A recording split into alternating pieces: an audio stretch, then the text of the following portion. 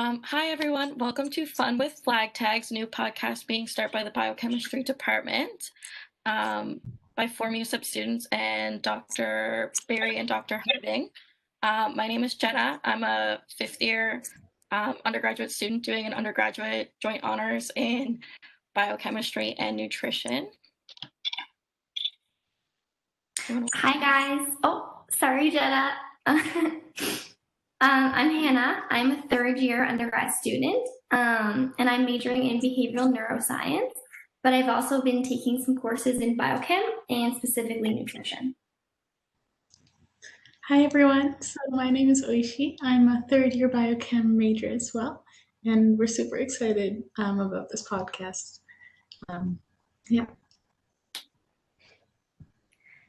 Yeah, we have Dr. Harding and Dr. Barry here today, so we're going to do a little bit of a Halloween special to start off. Okay, so I guess we'll get Dr. Harding up first. All right. So everybody's probably planning either how to do a COVID socially distanced delivery of candy to children who are going to come knock on their door, or if, in my case, we're trying to plan how our 7-year-old actually gets to go out and do Halloween while everybody's supposed to be socially distanced. So I'm sure there are going to be lots of innovative things happening this Halloween for people.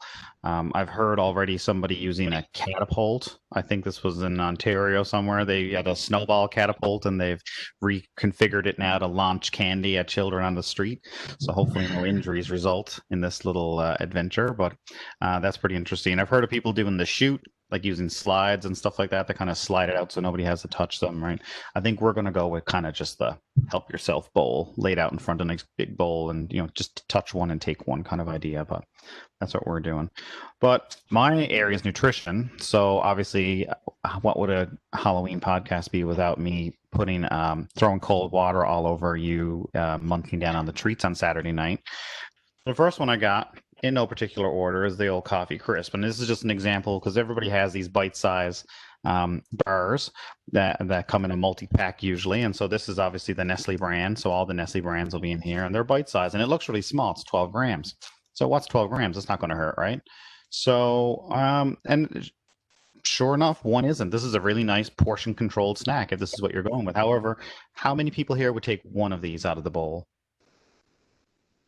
You can speak. You don't have to be muted, right? Yeah, most people don't, right? It's either a mittful or or you go through and pick out the best ones, the ones that you like the best, and leave them. And then, everybody else in your house is mad because there's no coffee crisps left. So that's usually what people do. And so if you take 3 to 4 of these, if you take 4, you're now at the equivalent of an actual coffee crisp bar. If you take more than 4, now you're into the extra large or the gigantic size bars that they sell in the stores, right? And so roughly these are going to have about 45 to 50 calories each. Okay, so that's per unit. Keep in mind, an average snack for a person is about 250 to 350 calories. Okay, so you've already, if you're consuming, 4 of these, that's your snack for the day. But most people graze on a little bit more than these because the candy bowl, at least in our house, usually has other things in there as well, like these little guys right here. I'm sure everybody has some of these pure sugar delights, rockets. They are basically just sugar and some agents to keep them bound together and to keep that nice little shiny glossy form that they have when you open them up and eat them. So there's only 7.5 grams in a serving of rockets, but most people, again, don't eat just one package because look, they're so small. Why not have 2 or 3? But keep in mind, every roll of rockets is 30 calories, and it's pure sugar. There's nothing else in there. We already did bars, but obviously Hershey has their line of bars as well. This is a favorite of my 7-year-old. So these all get plucked out and hidden away in his nightstand drawer. And we can't find cookies and creams anywhere. But same idea, you're looking at about 50 calories per bar when you get to these. And then we're a sour family in this house, and I don't mean sour because we're in bad moods, but we love all the Maynard sour stuff. So these are fuzzy peaches, and we love the Sour Patch Kids and this sort of thing. And it's the same idea. The ingredients list on this is sugar, followed by glucose syrup, followed by modified cornstarch. Okay, so this is basically just a bag of glucose in a nice shape, covered in some sour salt to make it have a nice taste when you eat it. So if you have these 5 units of delicious sugary snacks in your hand, what are you going to come out with in terms of a calorie intake? So I'll leave it to you guys to figure out. But it's more than a usual snack, okay? So it's more than, say, an apple for sure. It's more than a banana, or it's more than, granola, any of these healthy treats. But who wants healthy treats on Halloween? If people do want to see how much energy are in candies, though, just YouTube Exploding Gummy Bear. It's really very spectacular. When I was in Brandon for our outreach, we used to do it with the elementary school kids, and all the high school kids would come out of their outreach organic lab to watch it, because it was way more fun than the organic that we had them doing. But it really is quite spectacular. The first time we did it on the bench top and set off all the fire alarms. So yeah, but just look up Exploding Gummy Bear on YouTube. It's really very spectacular.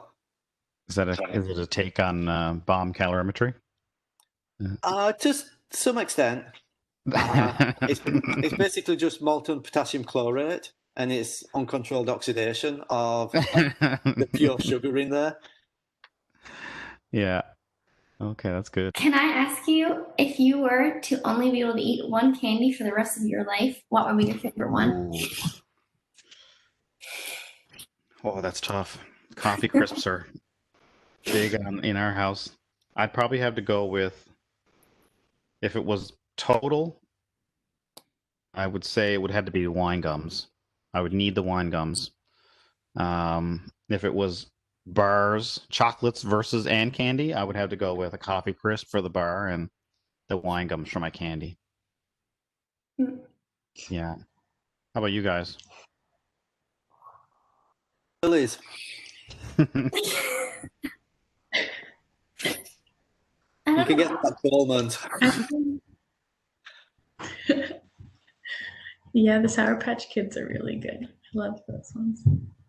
I'm a Kit Kat kind of girl, I think. Chocolate instead of the candies? Yeah, 100%. I'd also go with licorice, because that has health benefits.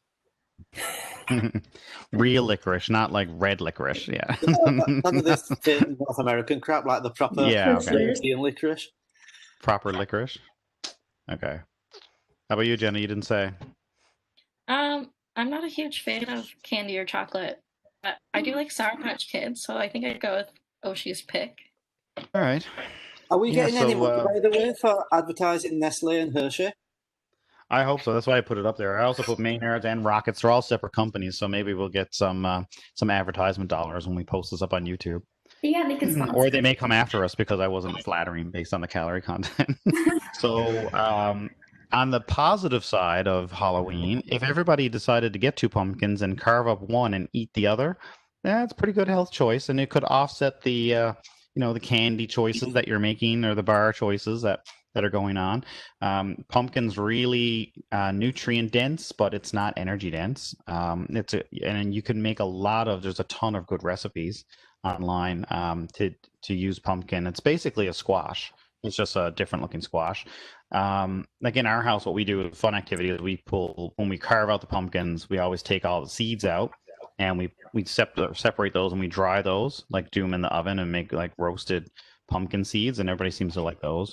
Put a little bit of spice or something on them if you want some flavor to them.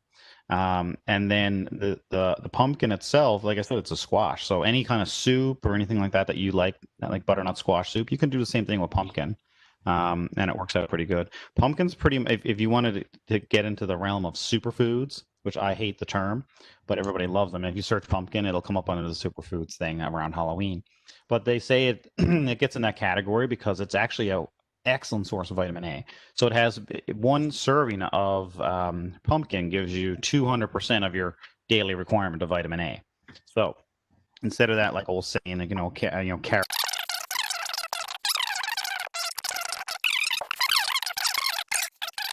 Maybe, but you're still getting the vitamin A. The vitamin A doesn't go away, even if it's in the pie form.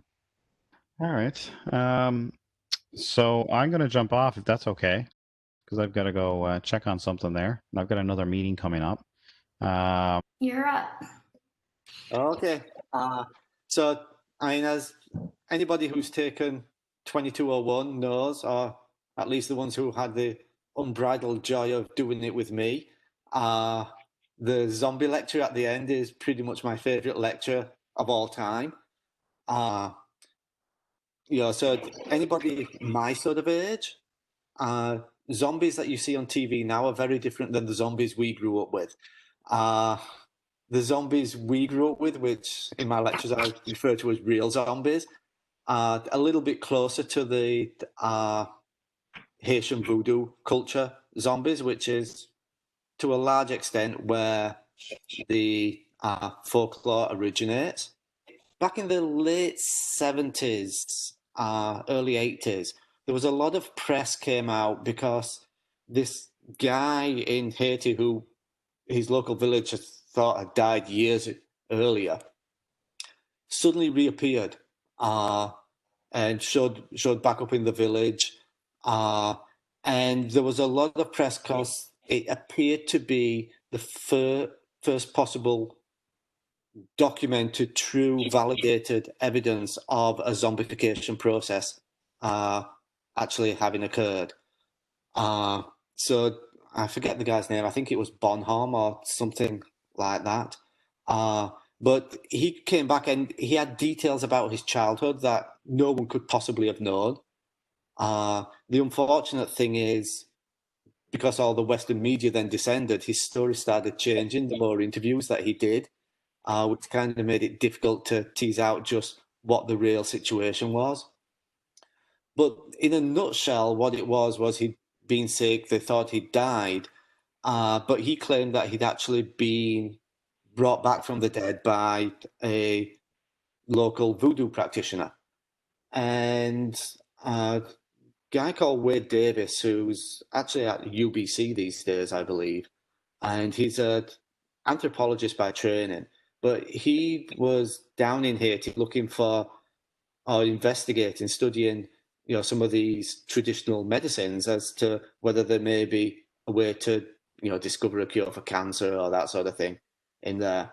And this was shortly after this story had broken, and he became interested in this, and because of his anthropology training, had managed to get the trust of the local communities and managed to get some samples of this so-called zombifying powder. And what he realized was that part of the mixture was ground up pufferfish. Well, pufferfish contains tetrodotoxin, which basically shuts down the sodium channels that are necessary for nerves to work. But because of the structure of tetrodotoxin, it doesn't get into the brain. So what his hypothesis was that these practitioners using this zombifying powder, it was actually tetrodotoxin that was in there. And what was happening was it was basically shutting down the peripheral nervous system, so that to all intents and purposes, people looked as though they were dead. But they were still fully conscious because it doesn't get into the brain, and fully aware of what was going on. And these people were basically being buried alive. And then a few days later, the practitioner would come back, dig them up, and they would then be put into basically a forced labor slave system where they would do that medical practitioner's bidding for the rest of their life. Because, and if you think about it, they, probably suffering from fairly major PTSD at that point. You've got to look at these from the cultural aspect of the people who this is happening to. There's, it's not a pure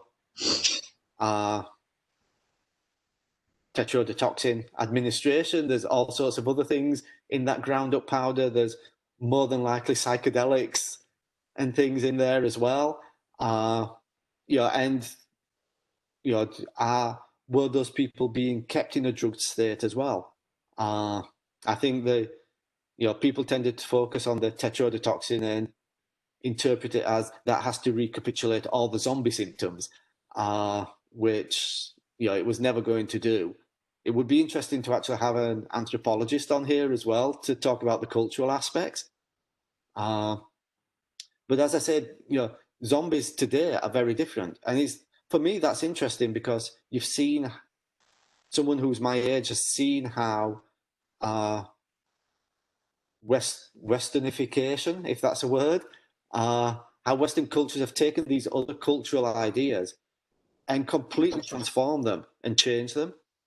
So for you guys, you probably just think of zombies as more of, Walking Dead, Shaun of the Dead, sort of thing, where it's some viral epidemic that's caused people to, break out into these Living Dead type scenarios, which is not what the original thought or the original folklore is about. So it's a really neat example of how some of these folklores get bastardized and changed.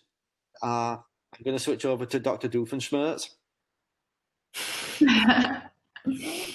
Okay, so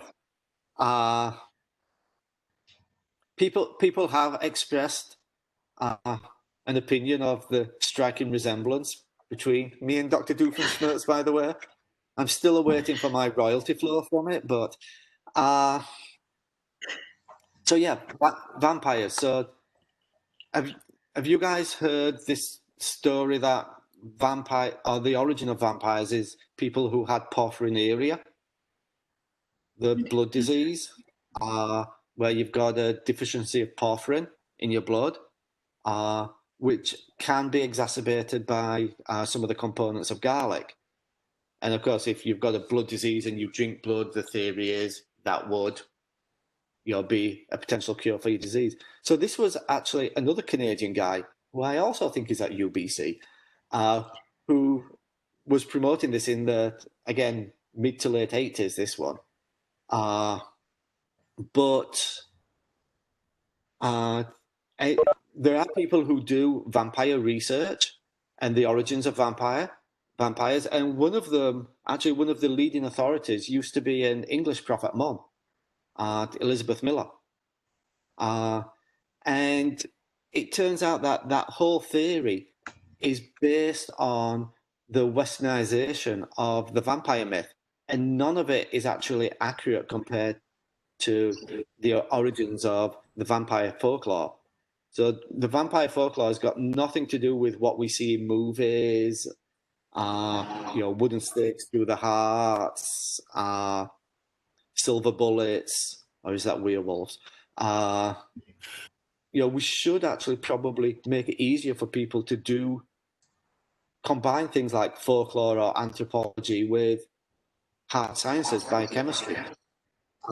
Because if you let the scientists run amok who've never taken any of those courses, they don't think about how these folklores and myths have changed over time as they've become westernized.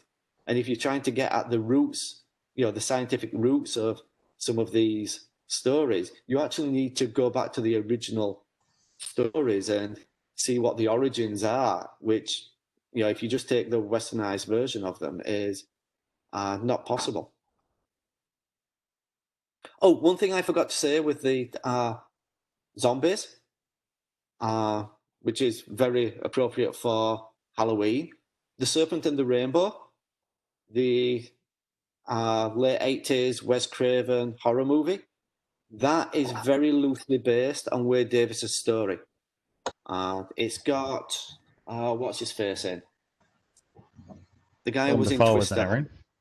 Isn't Willem Dafoe in it too? Or no? It might be. Not sure. Bill something or other. The guy who's in Twister. Oh, Bill Paxton? Yes. I think it's got, Yeah. I'm pretty sure he's in there. And is it Lisa Marie Bonet? Lisa Bonet, who was in The Cosby Show? Cosby, yeah. Jason Momoa's wife. The oldest daughter that most men my age were ridiculously attracted to. She's in there as well. But yeah, that's all based on Wade Davis's story. Cool. So yeah, that's a little bit of zombies, a little bit of vampires. I'm sure I'm going to get phone calls now from anthropology students and anthropology professors. That's horrendous. You can't say stuff like that. But You did put the disclaimer in that you're a scientist and yes, I not did. and not a folklorist. Yeah, and we're quite willing to have folklorists and anthropologists on the podcast if they want to come on and correct my misstatements. Dr. Barry, I have to ask, are you Team Jacob or Team Edward? Sorry, say again? Do you know what I'm talking about? Team Jacob or Team Edward? Like from Not a Twilight? clue. I don't have a clue what you're talking about. I think you have a daughter of the right age that you should know who Jacob and Edward are.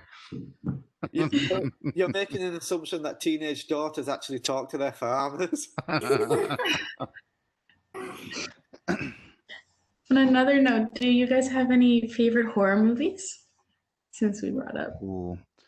I should mention now that I heard a piece on CBC Radio yesterday, and I haven't seen it, but Sinister is apparently elicits the highest increase in resting heart rate while somebody's watching it. Now, I don't know. I think that's Ethan Hawke, I think. I don't know. I don't know if it's new even or not. Yeah. So apparently that's good. I was telling my son yesterday, one of my favorites is... Sorry? It's up at 85 or 90, isn't it, the heart rate, I think? Yeah, like it went from like resting to like 85 or 90, which is basically sprinting heart rate. So that's your fight or flight kicking in right there for sure. But one of my favorite scenes of all times, I didn't like the whole movie, but I very rarely like jump or squeal when I'm watching a movie, but I watched Exorcist 3 in theater, and there's a scene, and it's a wonderfully done scene. It's like the long hallway in a hospital. It's like, so you're at the camera's at one end and all the rooms are down the side and the nursing station, everything is there. And then there's a scene where nurses kind of coming and going and the patients are coming and going. And all of a sudden this like specter with a sheet covering it and these big cutting shears that I guess were used to cut rib cages, or I don't know what they were used for, but like garden shears come swooping across the hallway and cuts at the nurse, but you don't see any of it. It's all off scene, but the entire theater when I saw it was like, ah! So it was really good. But for cheesiness, I'm definitely a Jason Voorhees fan. I like the cheese of the Crystal Lake and the Friday the 13th movies. That's the best right there. I'd go with the original, Exorcist, Freddy movies before they became too cheesy. But for the Nightmare on Elm Street was always cheese. There's nothing. So when we were undergrads, one of the sequels to that came out, and we borrowed a whole bunch of plastic forks from the Student Union refectory. And we went to the movie theater and we broke them off and strapped them on our fingers and sat behind a bunch of girls in the theater. Periodically throughout, we just tap them on the shoulder with. No, we're probably getting thrown out of a theater for doing that. Yeah, you'd be thrown out for doing that now. Yeah. But for the more fun ones, Shaun of the Dead or Zombieland. Second Zombieland sucked. Was nowhere near as good. First Zombieland was good. How about you guys? See the generational differences here. I don't think I have a favorite horror movie. I have no idea. I don't know. I like The Ring and The Grudge, like the original ones, but yeah. Oh, okay. Is that the one with like the creepy girl crawling out of the hole and stuff like that? Crawling like down the stairs. Yeah, that was a really scary scene. Yeah. We like Blair Witch then as well. Yeah, Blair Witch is good. The Blair Witch was interesting. That was good, yeah, because you didn't see anything, so it was just that like, what's there? Turn the camera. Yeah. The style was really interesting too, like documentary-ish. Like that's how they wanted it to seem. Mockumentary, yeah, urban legend-ish. Yeah, so as long as you could do someone could do an excellent local version of that if they did it out at the old Trinity Loop amusement park out in Trinity, because that place looks scary. Every time I see somebody posting pictures on Instagram from out there, like it looks like a horror show. Like it's just this vacant, low budget amusement park kind of thing in the middle of the woods, getting overgrown. It's the perfect spot for something like that. Yeah. Yes, thank you, Dr. Harding and Dr. Berry, for coming on. Happy Halloween, everybody! Bye. Happy Halloween. Hi guys, thanks for watching. That was our first episode of Fun with Flag Tags. Next episode, our fourth MUSEP student, Janet, will be here with us. Thanks so much for watching, guys. I hope you guys enjoyed it. Happy Halloween. Happy Halloween.